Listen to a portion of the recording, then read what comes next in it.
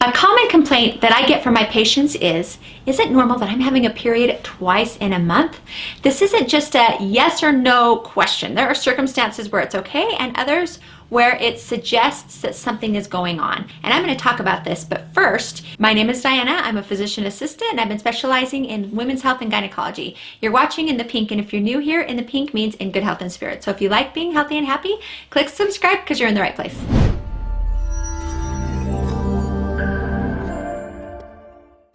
So to begin, let's talk about a normal cycle. And when I say a cycle, I mean from the first day of your period through your cycle all the way up to the day before your next period. So the average length of a normal cycle is 28 days. Now this is average and it can be normal from anywhere from 21 days to 35 days. So if you were having a cycle every 21 days, still in the normal range, you can see that there will be months where you will have your period twice, and that can be totally normal.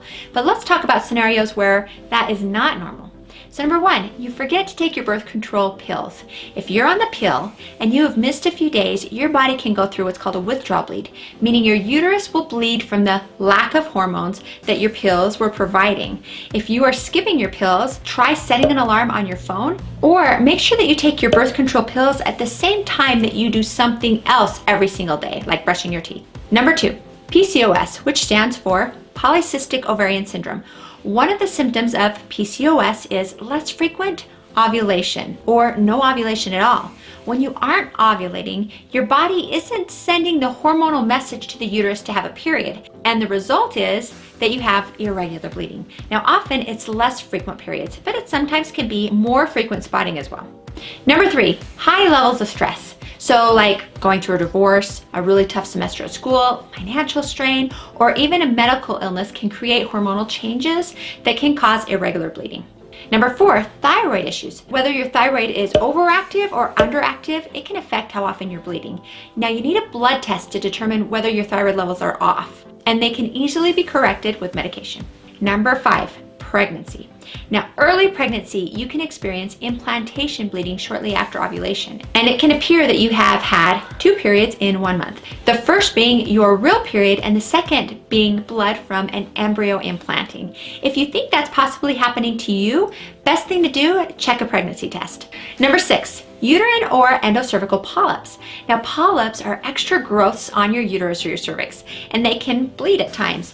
The bleeding can be completely random, but isn't usually heavy. Number seven, STI or sexually transmitted infections can sometimes cause light bleeding or vaginal discharge. If you think you have one, make sure to have it tested by your healthcare provider, or you can even have a kit mailed to your home where you can test yourself for gonorrhea, chlamydia, trichomonas, and other infections like a yeast infection or bacterial vaginosis. I'll drop a link in the show notes down below. Check that out if you think that's something that would be helpful. Number eight, endometriosis.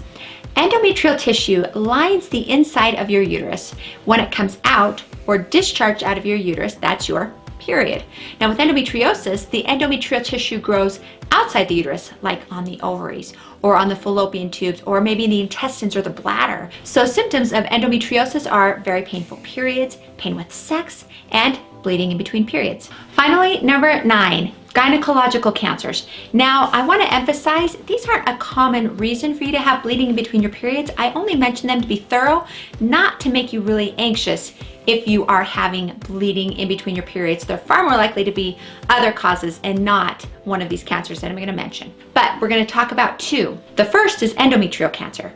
Now this is not common, but if you're bleeding in between your periods, and especially if you are over 35, your healthcare provider would want to evaluate that. They're probably going to collect what's called an endometrial biopsy to make sure that you don't have endometrial cancer. And then there's also cervical cancer, which, like I already said, is not very likely to be the cause of your bleeding in between your periods. So just be sure that you're going in to be getting your pap tests and your yearly exams as directed by your healthcare provider.